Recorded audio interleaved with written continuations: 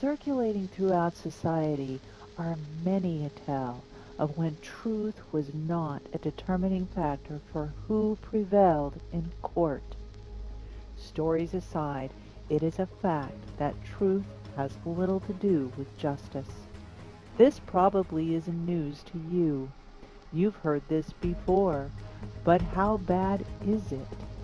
In this video series, you will see carefully gathered evidence showing the court is a multi-billion-dollar-a-year industry, and as law-abiding a citizen as you are, you might not have a choice but to entertain them. A corrupt business where the word justice is an inconvenience and speaking truth is often a crime.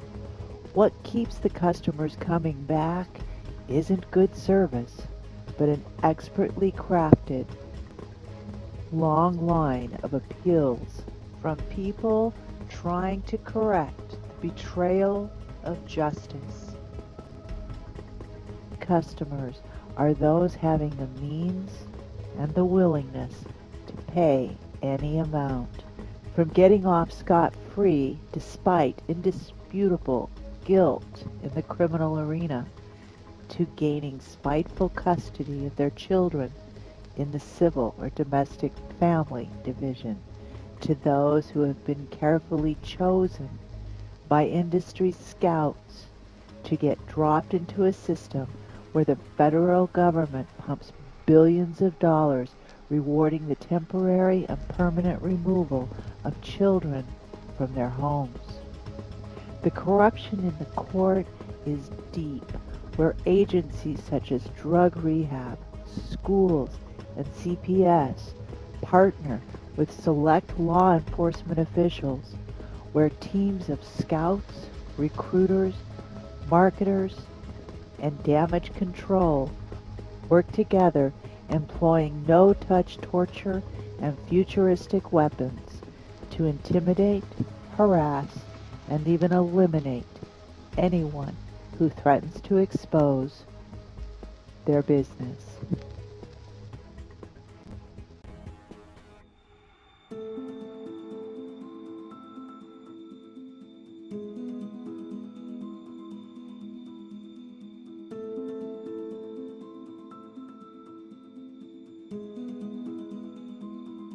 I noticed a peculiar mark on the window.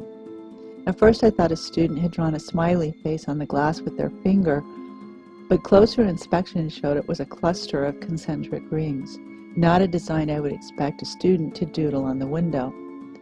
It wasn't easy to see the marks. The sun had to shine through the window in a certain way, and you had to look at it from just the right angle. Anyone just walking into the room wouldn't see it.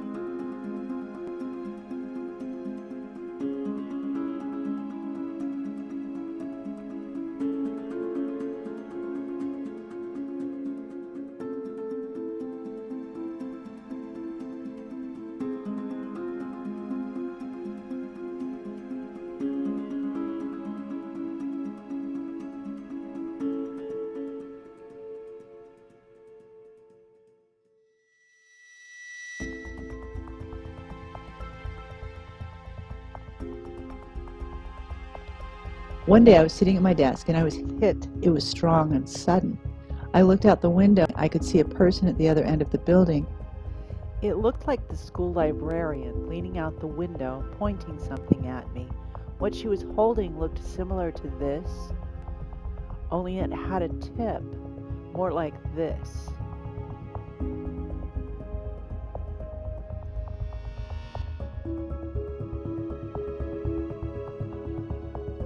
I knew this was strange, so I grabbed my cell phone to record it. When I did, I couldn't get it to focus on the person before the battery instantly drained, but there was enough juice to capture them slipping back inside and shutting the window. I started to keep my eye on that side of the building. I was certain this was the cause for the rings on the windows and started to research what exactly it might be. My research led me to suspect it was a microwave gun or a DEW weapon. I found a company that sells schematics to make those things, and I purchased some. After I purchased the schematics, I called the company. Here's the audio of that call.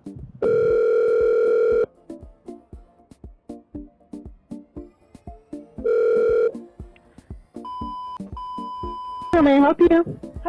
I have a couple of questions, and I just bought 3 schematics from you guys.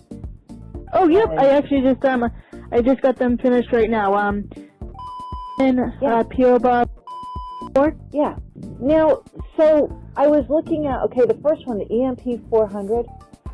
Okay. Does that make a loud noise? Let me see if I can find a technician. 1 second, okay? Oh, okay. Thanks. 1 second. Hello. Hi. Yes. Yeah, I have some questions about some of these devices. Looking for information. Yeah. Okay, so there's some interesting imprint marks on a classroom window, and the closest we can figure is that they are microwaves, and so we were looking at microwave guns, but we can't find anything on the internet. I'm working with an attorney in Seattle, Washington, and all of the symptoms of like the electronics in that area of the window don't work. There's some computers there and cell phones and stuff don't work right there. So we were looking at the EMP being a possibility, but then the marks on the window are more in line with the microwave. So do you have something that's like in between these two things that somebody might set on a tripod and point it, to disable people's devices? It would look like this EMP 400 really looks like what we were believing this device might be, but it doesn't do the microwave, right? And also, does it make a loud noise? No. No.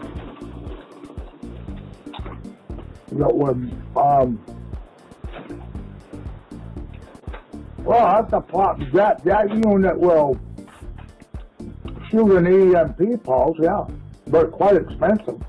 Well, yeah, we're aware that they're expensive, which is why I haven't bought one to test it myself. I want to know I'm getting the right one, right? Well, I cannot guarantee that. So did you say, so the 400, does that make a loud noise like firing off a rifle? Yeah, it will make a bang, yeah.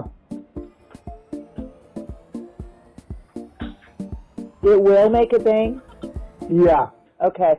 And what about the EMP, the low-powered EMP electromagnetic pulse gun? That won't even begin to work for you. Okay.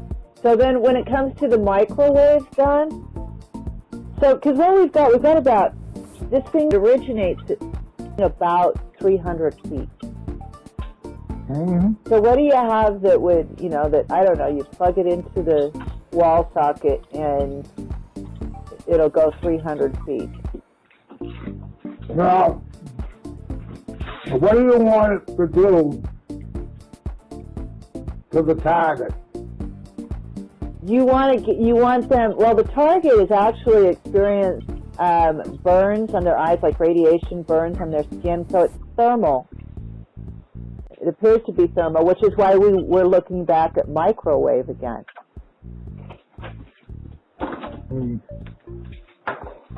So I don't understand. Are you trying to detect these, or are you trying to make something to shoot back? We're trying to confirm what it is. Oh well, okay. Well, that's not what you don't want. You don't want to buy the product that does the deed, then. Well, if that's what it takes to confirm it, because ideally we would want to show a jury what this does and let them see the effects of it firsthand. Because it's not something we're going to go buy at Cabela's, Yeah.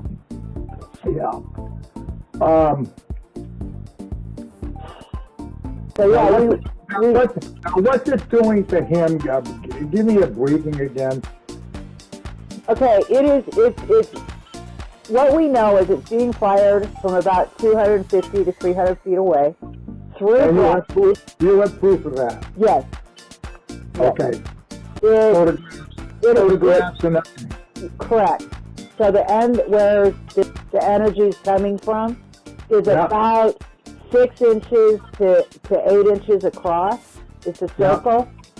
And it makes steam on the window that it's firing, that it's at its original source point.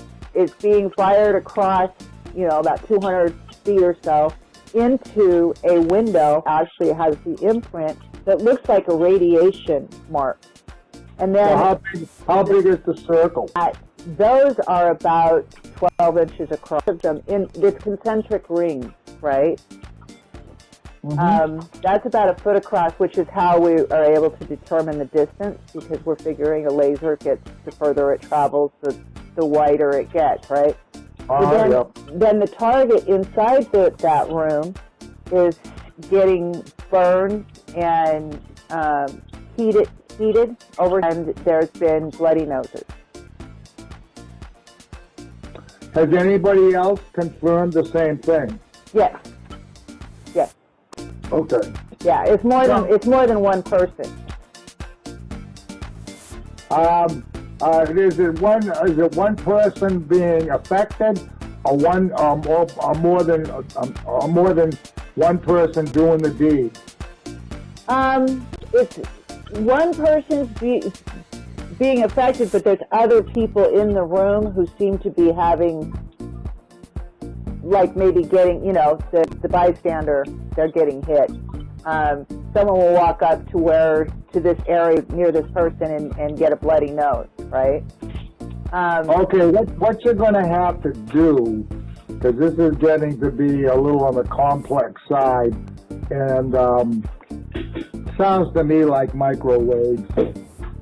And somebody would have to have gone to an awful lot of effort to do this to a person. So what is this popular? What is what does this person do? Is he a top secret agent or something like that, or just a plain old guy? Well, what you got to do, you've got to send me an email. I'll download you the new form. That's got to be filled out. I'd like to see some photographs of the unit being used and how they're using it and all that, because that's going to help a lot. And I'd like to know when it's being used. Obviously they're out there in broad daylight. And basically the attorneys want to know, they're like, okay, where do we get one of these? And can we buy one? So I'm thinking, no, we can't buy one, but maybe, if we, like through the products that you guys offer, maybe we can have one made, and then we can show exactly what we see happening. Yeah. Well, something like that, the way you would describe it, would probably have a cost of between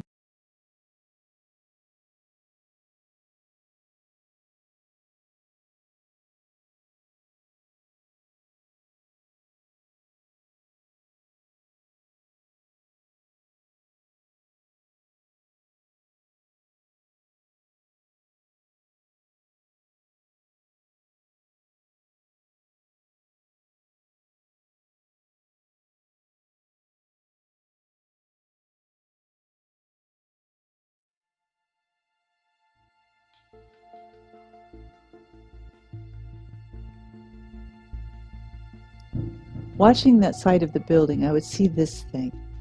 It would show up in different windows on different days. It just looked like a white blob, but it appeared to rotate. I didn't know what it was, but considered it might be causing the circles as more circles were developing on the windows. On November 24th, 2019, I decided I wanted to get a better look, so I decided to go to a staff workroom I knew of. I entered the room to see if it might somehow offer a better view.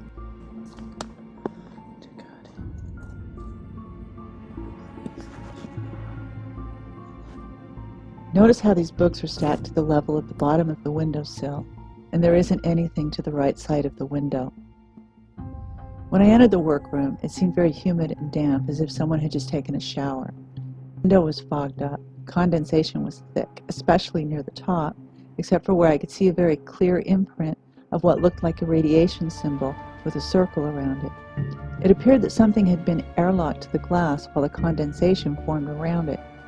This imprint was the same height from the windowsill as the circles on the classroom window, which happened to be a straight line from the middle of this imprint. There was no question that this was the origin point of the circles on the classroom window. However, this was a fixed window, and not the same window I had seen someone leaning out of, nor was it one I had seen the white blob in. I pointed my camera at it, but I could see in the viewfinder that the camera was not able to focus on the radiation mark. Even though I could see it perfectly clear and couldn't miss it, like the circles on the classroom window, the sun needed to be shining through it just right in order for the camera to pick it up. And the sun was not cooperating with this one. I hoped some filters and processing might bring it out later. I didn't get much of a chance to try filming it at different angles, though, because seconds later, the woman I had seen leaning out the window a few days earlier came flying into the room behind me. She impatiently asked me what I needed. Well, I had no reason to be in this room. There was no reason I could not be in this room. There was a landline phone in there, so I told her I needed to make a private phone call. This upset her a great deal.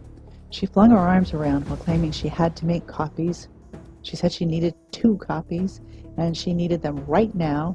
She could not wait. It was clear I was a big problem for her. She added that she would not listen to my phone call. She started pushing buttons on an old copy machine I thought was broken and sat near the door. Her behavior was disturbing and threatening. I dialed a number and made an attempt at having a private conversation. She proceeded to push buttons on the machine, and because I had thought it was broken, I was surprised when it responded with lights moving back and forth under the lid as it clicked and clacked, but I noticed she hadn't put any paper in it, and there wasn't any paper coming out. I didn't get the pictures of the window I wanted, and I haven't been able to return to that workroom. Since then, there's always been someone standing between me and the room.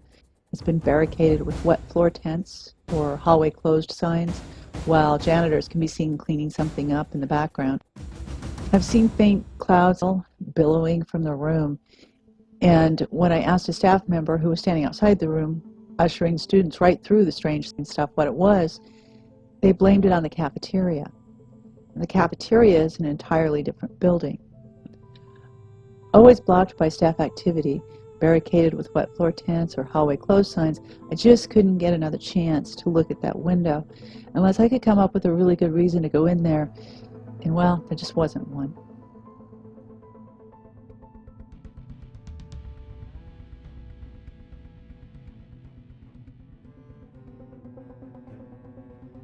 On Thursday, the 12th of December, I set up a way to observe that window from the outside looking in. That same day, I was feeling as sick as ever in the classroom. 2 students walked up to the window and started to take selfies. They were talking about how the brilliant sun made their complexions look so good. The sun was shining brightly through the window, so I thought it might be a good time to see if there were any new rings. I picked up my cell phone to catch some video of the window. This is that footage. This is not filtered or enhanced. I couldn't see the green stuff with my naked eye. I couldn't see it in my viewfinder. It showed up when I played back the video later. That there are 2 layers moving independently of each other, in addition to the sun glare, indicates that it is not lens flare. At first I didn't know what to make of it. I'm going to take a snapshot of that right there and hold on to it for later comparison to what I found in my research.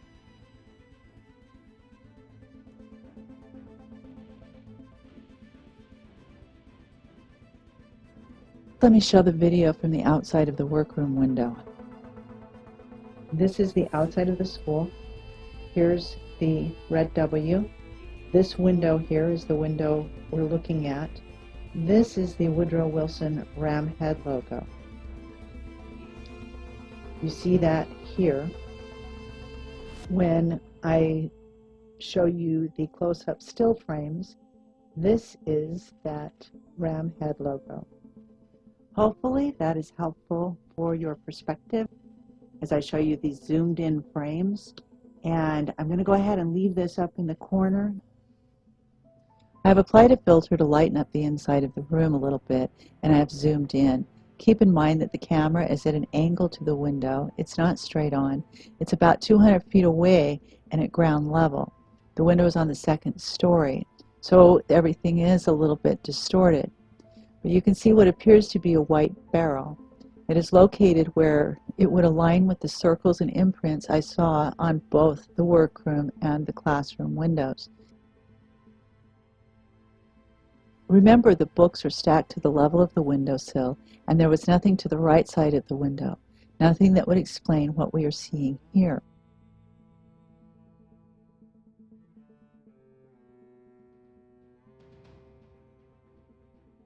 Let me show you what I think might be going on.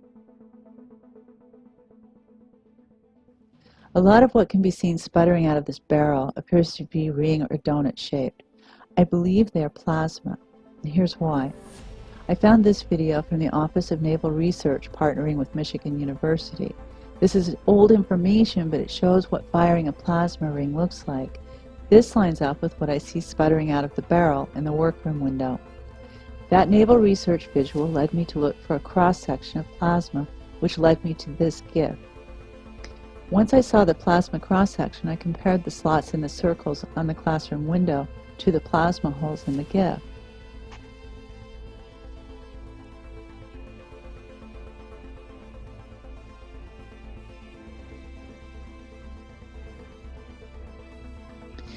I know it's hard to see the photos because of the lighting, but there are slots exactly like what you see in the plasma GIF.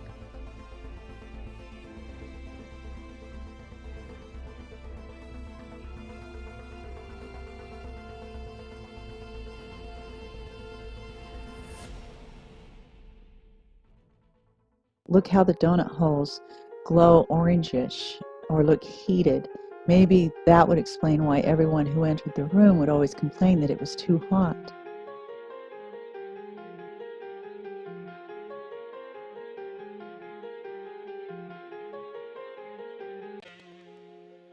I pulled this frame because it's a good look at the plasma.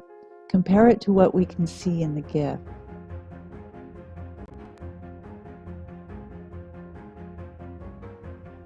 Plasma donut hole here, plasma donut hole here. Now compare that to the snapshot that I saved from the green haze in the classroom, where you can see what appear to be plasma donut holes. Two holes.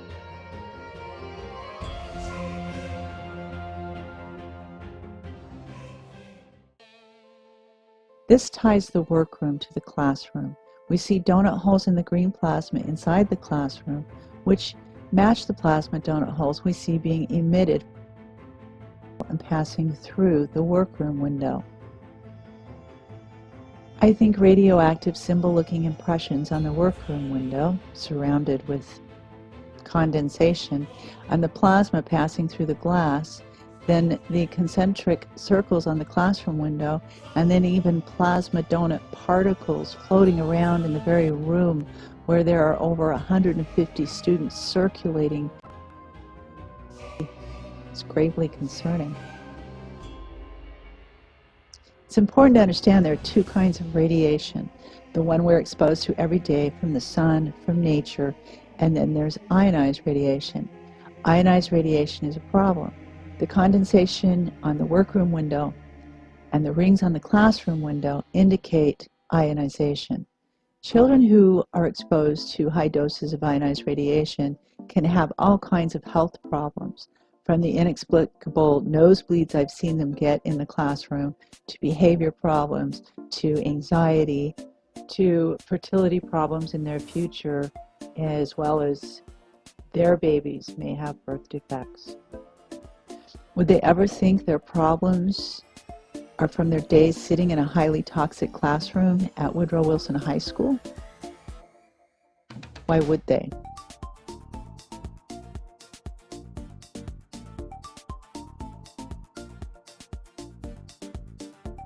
Now consider when we were in the workroom and you saw the books stacked up to the level of the windowsill. How high up would a person need to be to have their hand at that angle? It reminded me of what we see when we watch scientists work in glove boxes.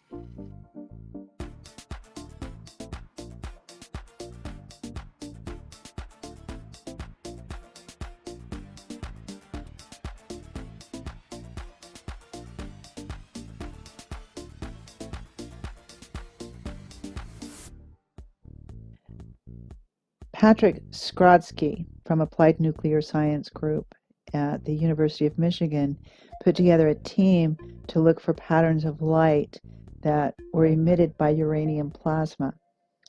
Their findings were that plasma has certain fingerprints which can identify different kinds of uranium. This is the sample photo, and this is from the workroom.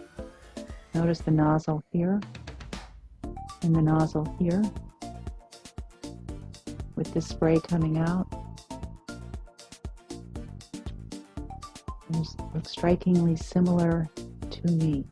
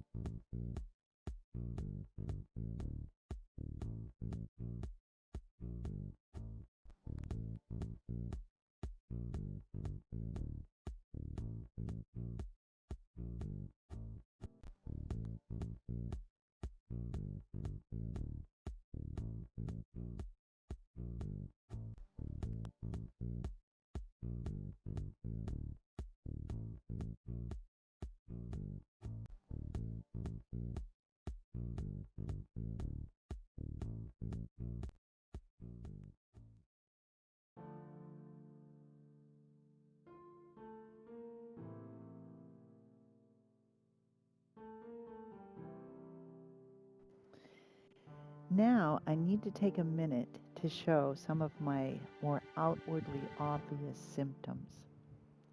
I think it's important to help you understand the seriousness of what was happening.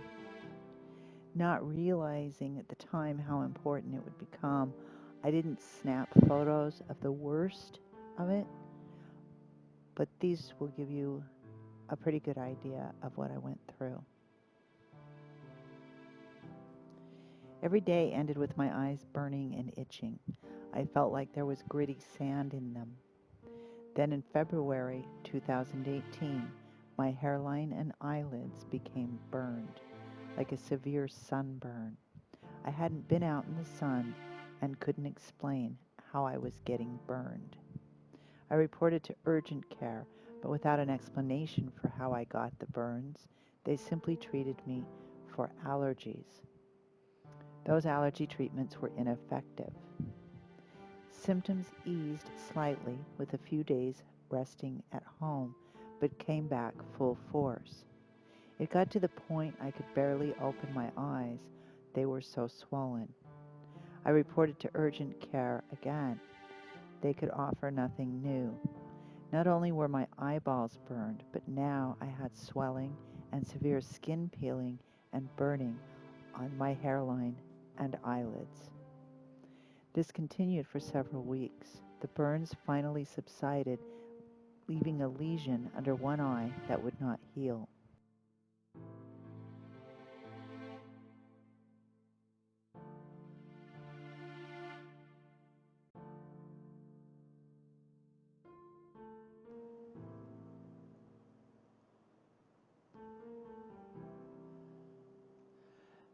Diagnosed with squamous cell carcinoma, I was forced to take 3 months off of work to undergo treatment. A lot of people said, "Oh, that's so common. Everybody gets that." That may be true, but mine was a direct result from the burns. Burns that could only be explained by the covert activity going on at the school.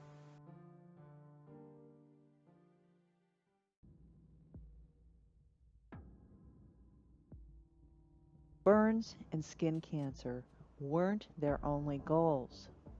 There were other strange events at the school that made me suspicious about who all was involved with the activity. There was, after all, no way this was going on, and the people guarding the door weren't a part of it. There were reasons to suspect certain people at that time, and we will look at those reasons later.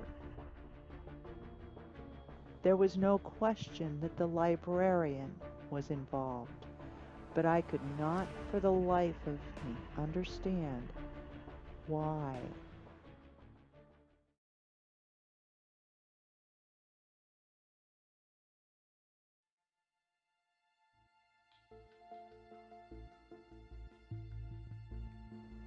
Seeking medical care for the lesion under my eye, I had an appointment with a dermatologist in Gig Harbor, Washington on May 30th, 2018. The doctor was located in the same building as Jeffrey Robinson's law office at that time. This is relevant because that is the law firm that represented the respondent in a high-conflict family court matter I had petitioned. I will tell you more about that here in a minute. That litigation was so highly conflicted that I experience severe anxiety when I go anywhere near that building. But I had to be there, so I found an empty parking spot on the furthest row away from the law office side and backed into it. As I reached to open my car door, I spotted Jeffrey Robinson walking toward a woman who was standing next to a car parked just across the aisle from me. Not 15 feet away from where I sat, they stood and talked. Knowing they both would recognize me, I pulled down my visor and shrunk back into my seat. I waited for them to leave so I could get out of my car. They carried on for a bit before leaning into each other and kissing. The sunlight glistened off a thick, slobbery string of drool that kept them connected as they withdrew from each other. Jeffrey then quickly turned and ran back inside his building. The woman was none other than the school librarian, Hallie Johnston. Jeffrey is married to Superior Court Judge Mary Dickey, and Hallie Johnston was not Mary Dickey. My, what a small world. I marveled that the school librarian would be right here, several miles away from where we work. The same librarian who was hanging out of the second-story window pointing a weapon at me. Here, kissing one of my arch-enemies, while I'm here at this very moment. What a fascinating coincidence.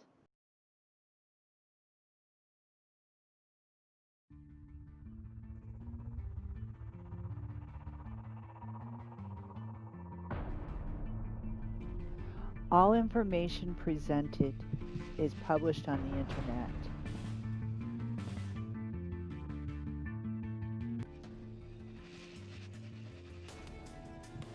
Hallie Johnston is also known as Hallie Johnson. Her legal name is Hallie Rumbaugh. She is either the sibling or the spouse of Stan Rumbaugh.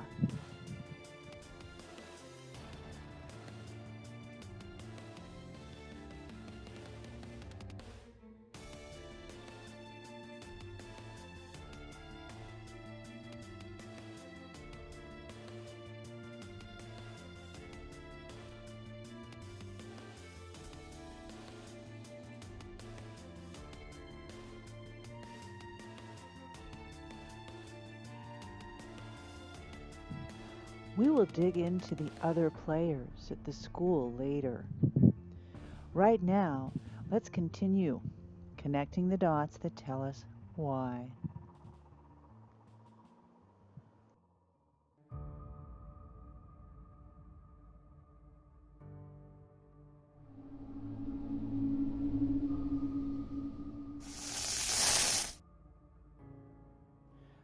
My son disclosed to me that he believed his father might be behind a recent series of burglaries to our home.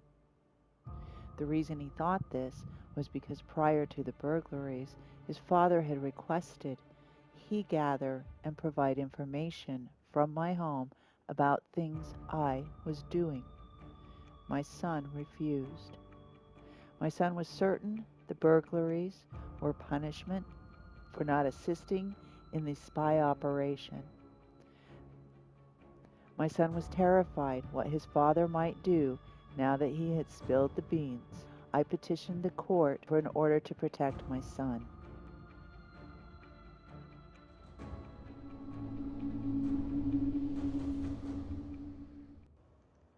Having had a bad experience in corrupt Pierce County courts 15 years earlier, this time I was confident Kitsap County would not be bought by the respondent and would grant the order.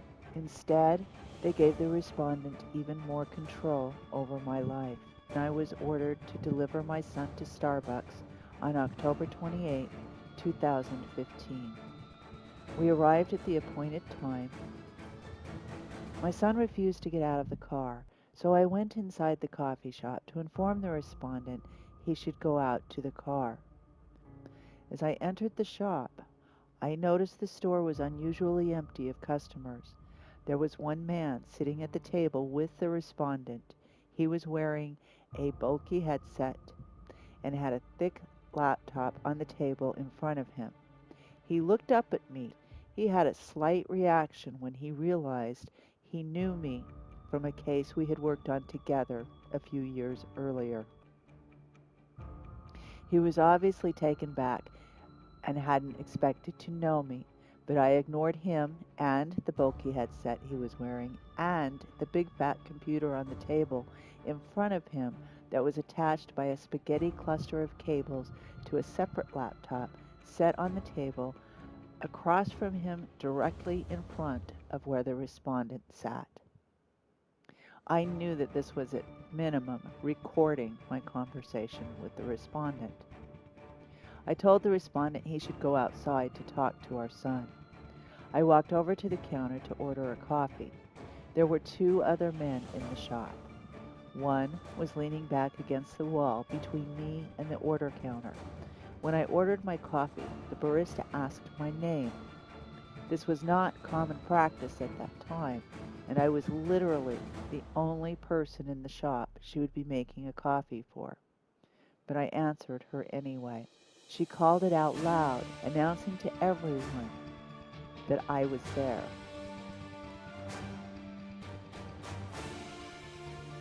Her announcement seemed to set something in motion. There was an immediate audible whir in the air as I moved to the pickup end of the counter. The counter was L-shaped, and as I moved around the end, a third man stood in the far corner with his back to the condiment table.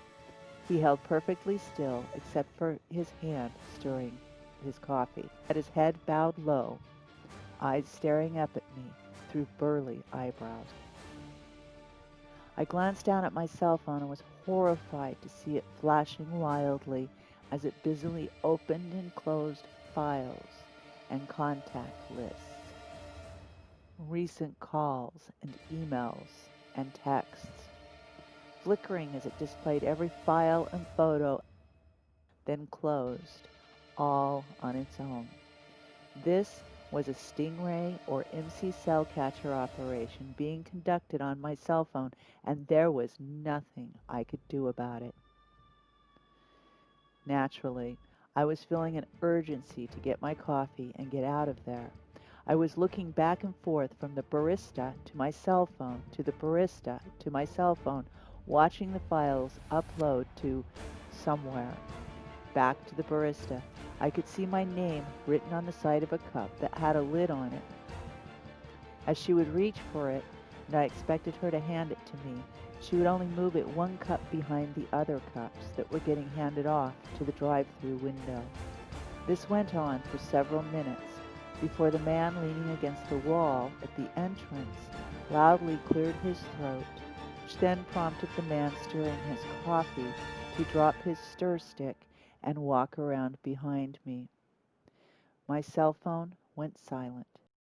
The barista looked at him, gave one firm nod of her head, and then finally handed me my long-made coffee.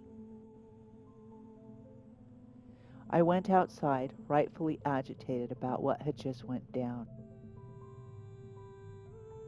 Knowing my phone was no longer secure, I still needed to follow the court orders and give the respondent enough time to smooth things over with our son. So I walked across the parking lot to find a place to wait, when I spotted a man crouched down between two cars, filming my son with a tablet camera. I walked up behind him, and I watched over his shoulder for a moment as he was filming my son on his tablet. I could clearly see the screen as well as he could. He was recording my son. He had an earbud in his ear that was plugged into the tablet, so I assumed there was some sort of audio. He was so intent on what he was doing, he hadn't seen me approach and didn't know I was standing and watching over his shoulder. I finally asked him what he was doing. My words startled him. As he glanced over his shoulder, he realized it was me. He quickly pulled the tablet to his chest as he spun around to face me. He seemed a little panicked, and he walked sideways past me up onto the sidewalk of the drugstore, where he backed up against the side of the building, holding the tablet closely to his chest. I asked him how much abusive assholes have to pay him to help them ruin the lives of innocent women and children. He said he didn't know what I was talking about. I responded, "Oh, I think you do." We continued to stand there for a few minutes as I stared him down. I'm 5'9", weighed about 140 pounds, and this guy was 6'4" and easily 350 pounds. But I was so mad, I stood as tall and large as I could muster while staring him square in the eyes. He finally retreated to the only entrance to the store. I waited only a moment before deciding to follow him inside. I was steaming mad, but when I entered the store, he had magically disappeared. I searched everywhere. There was no way this big guy exited without my seeing him. It occurred to me that no one could get out of this store by any other door unless they carried a badge. And that made sense considering the man inside the coffee shop running the MC Catcher or Stingray computer was a plainclothes officer for Port Orchard Police Department. The man I caught video recording me at Starbucks is ex-California cop, now private detective, Don Demers. Don wrote a declaration for the respondent admitting he was there that day, but denied he was recording video and denied audio. So why was he there? What kind of a private investigator shows up to witness anything and doesn't film it? Having a team of local police officers at your disposal must be very useful for a private investigator. But should local cops be allowed to be hired and to use department equipment to surveil private citizens who are involved in civil litigation, all while on the taxpayer time clock? I have since confirmed that the third man stirring his coffee in the corner was Officer Pronovost, Unit Badge Number 732.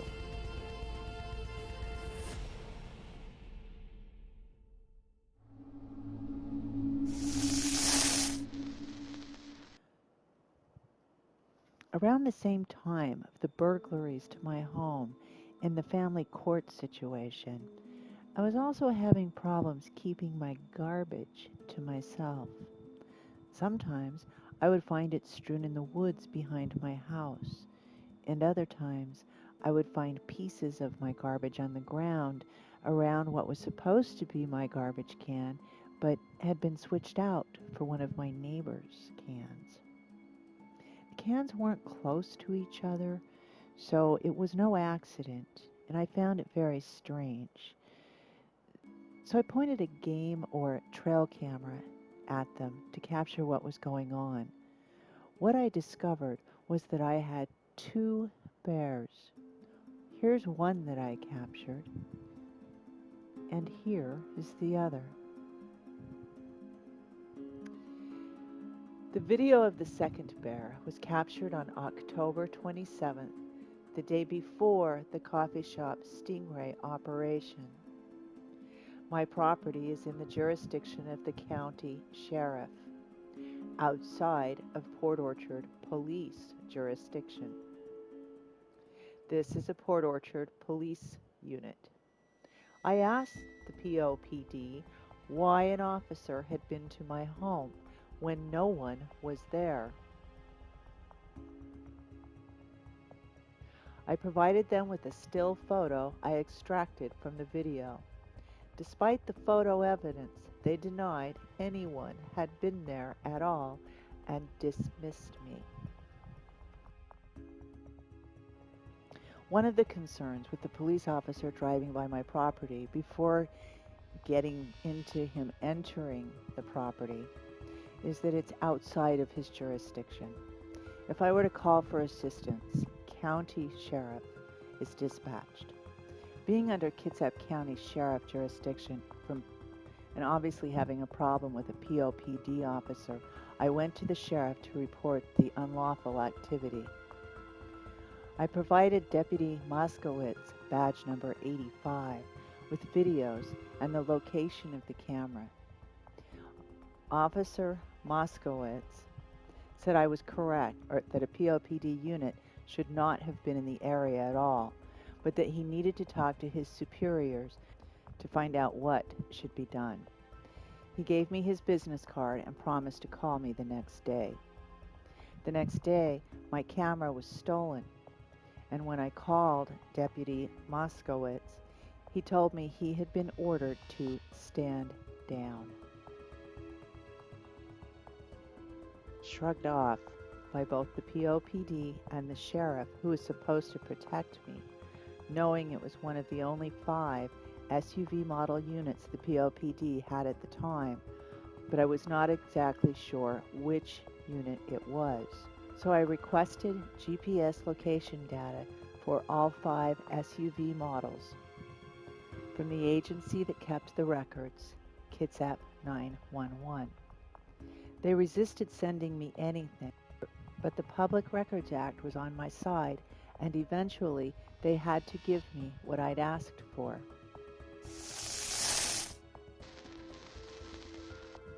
The data came in like this. Dropping the data into special software produces a map. The map then shows everywhere the unit is recorded to have been. Through this process, I found the unit in my driveway on October 27th was unit number 704, Jerry Jensen, the same unit who said he didn't recall ever driving out this way before. Looking at all the maps created from the data, we see that Unit 704 started driving by my property on September 8th. While he had not been there before that date, that was the same day that I had petitioned the court for protection order. It had not been served. It was served and filed on September 10th, 2 days later.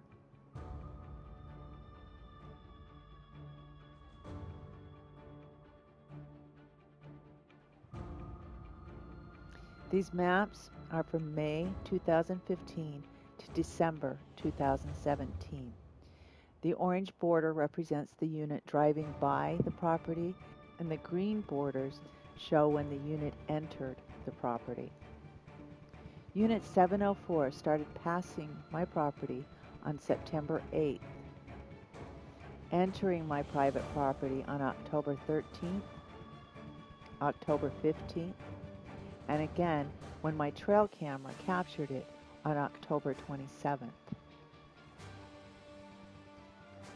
At the time the officer's superiors told me the officer reported never having been there before, he had in fact driven by a total of 74 times and entered the property 4 times.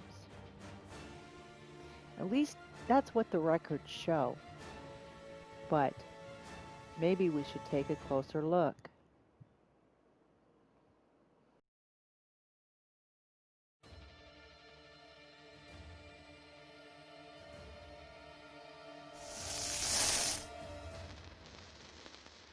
Game cams or trail cams record when there is motion. It can take a few seconds for them to start capturing images once they're activated. That is enough time for many things to pass by the lens without being recorded. If it had not been snowing only on my road that morning, the POPD unit would have easily snuck past the camera as we know it had done many times before. But this day, I believe the officer was not expecting the snow on my road and quickly realized he would be leaving tracks.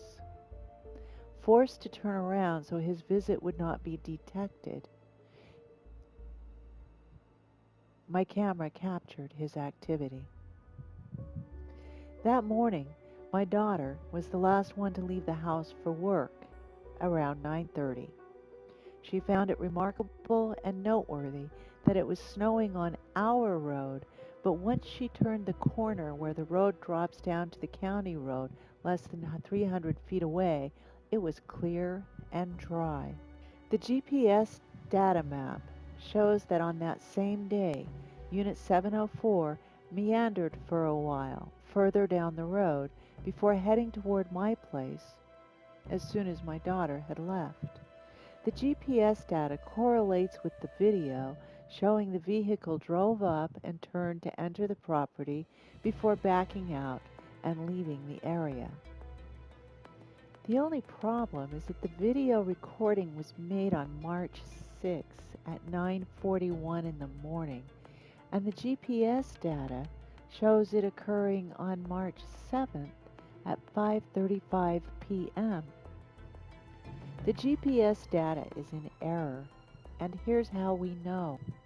The video timestamp aligns with my daughter's experience.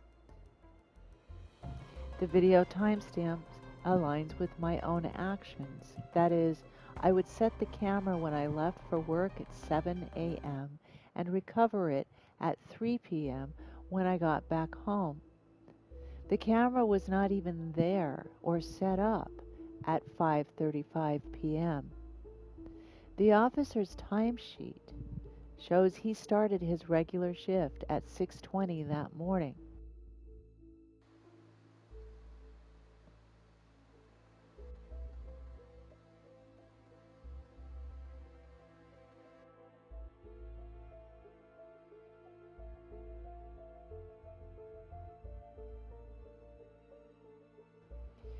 The Port Orchard Police Department shift schedule shows that he worked day shift from 6 a.m. to 2 p.m., sometimes 7 a.m. to 3 p.m.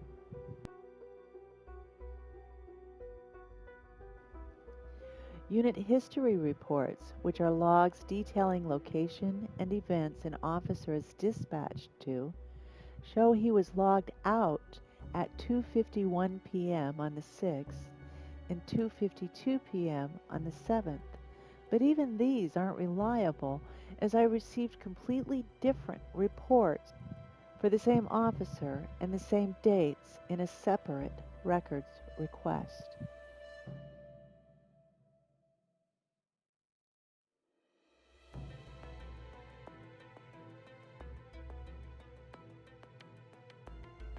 At first glance, the GPS data seems to line perfectly with what we know, only adding information that the officer had meandered for about 10 minutes up the road, presumably waiting for my daughter to leave, before heading toward my home.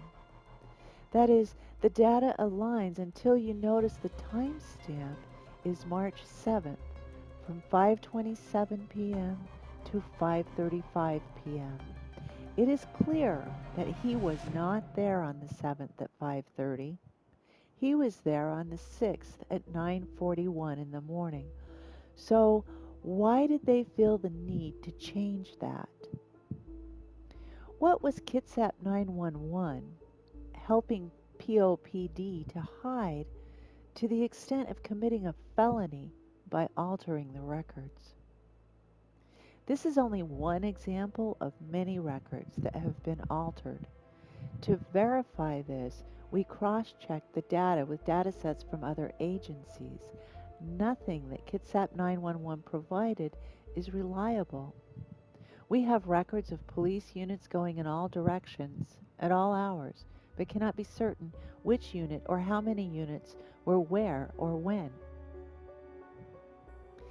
It would seem that all the illicit activity I had been concerned about was adjusted to pin the dirty deeds on Officer Jensen. While he certainly isn't innocent, when asking why he would be the fall guy, I think the answer is because they knew he would soon be retiring.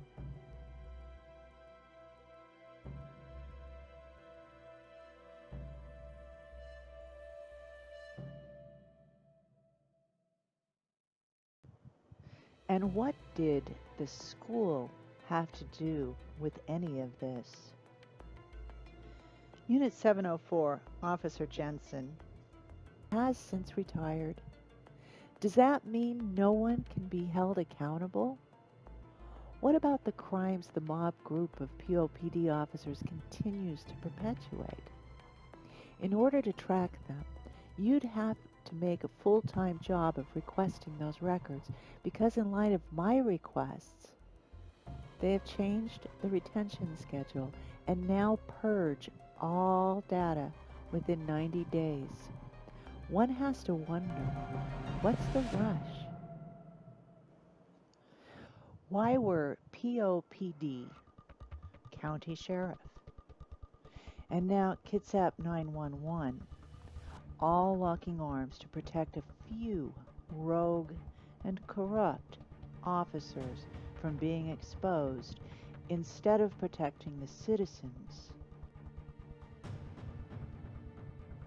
Those they all took a pledge to serve and protect. Was it just a few officers? What other agencies might be involved? Criminal court, drug court, juvenile court, CPS?